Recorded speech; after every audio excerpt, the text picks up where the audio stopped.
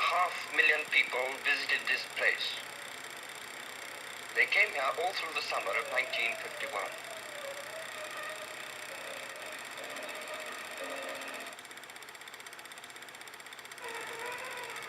Yes, it was over. It was part of London's past.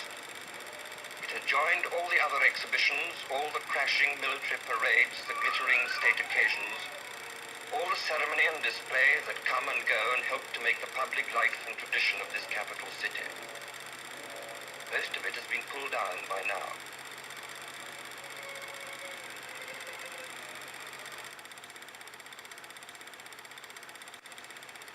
As soon as you pushed through the turnstiles and past the impatient attendants, there was a surprise, a sudden sense of space and leisured gaiety. That's what we hoped for.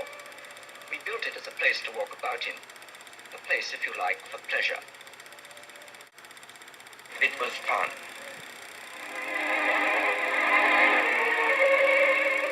There were no resounding, proud messages here. No one was taught to hate anything. At a time when nations were becoming more assertive and more intolerant, here was a national exhibition that avoided these emotions and tried to stay rational. In a bad year in the world's history, it had a spiritual quality that is worth remembering.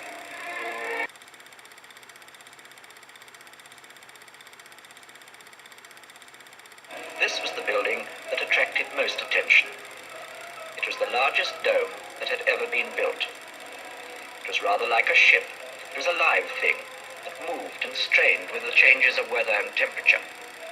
Its roof was both carried and tethered by those slender spars that were hinged so that they could move and give a little when the wind caught one side of the building.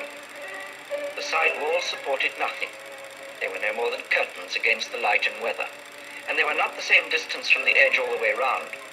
You could walk round this thing, and at every pace the proportions, the shape, and the view changed. It was not simply a gigantic mushroom. It was a considered work of art, as well as an achievement in engineering. And the Skylon? Well, that was a simple formula in 3 dimensions. A clear statement in steel and aluminium and wire.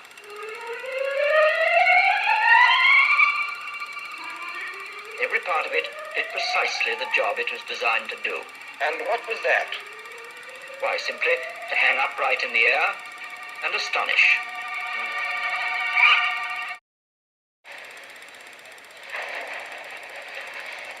Really, the place was like a gigantic toy shop for adults.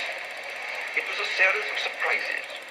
Now serious, now witty, now rather vulgar, now even a little mad. The British seaside was celebrated in a crowded corner by the river. A mixture of rock shops, of roundabouts, of donkeys, of pointless models that merely pleased, of bright temporary awnings and bits of rope and netting.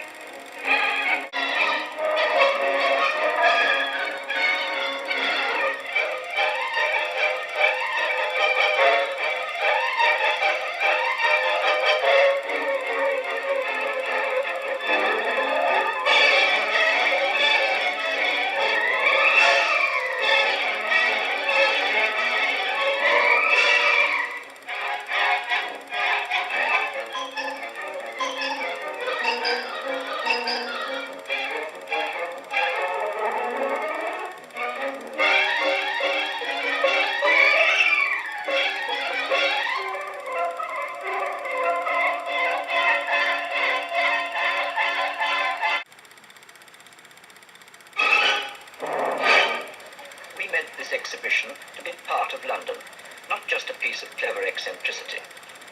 Now, the British don't generally like rhetoric in their buildings, and there are surprisingly few ceremonial avenues in our cities. On purpose, then, the South Bank had no processional way and no great vistas. On purpose, it didn't have the symmetry and the repetitive grandeur of some other great cities and their exhibitions. It was planned intimately, like rooms opening one out of another. Each room or courtyard differed in size, in shape, in color, character, and furniture. Sometimes the change from room to room was made by a narrow opening between the shoulders of buildings. Sometimes by a sudden change of level, and sometimes by a change in the pattern and texture of the ground. Every courtyard contained the hint of another to follow, or the memory of one just past. And this was not merely exhibition antics, devised to surprise and impress. It was, in fact, basically the traditional way of building in this country.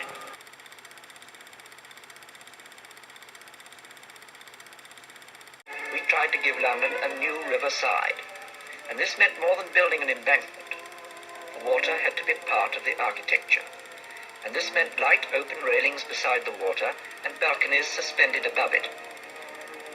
The Riverside Walk was designed to use these devices so that water became part of the show. You saw it from half a dozen different levels as you walked between the buildings.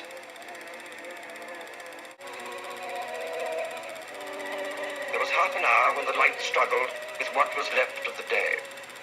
And then the artificial glitter and the music took charge, and then it was most lovely and least serious.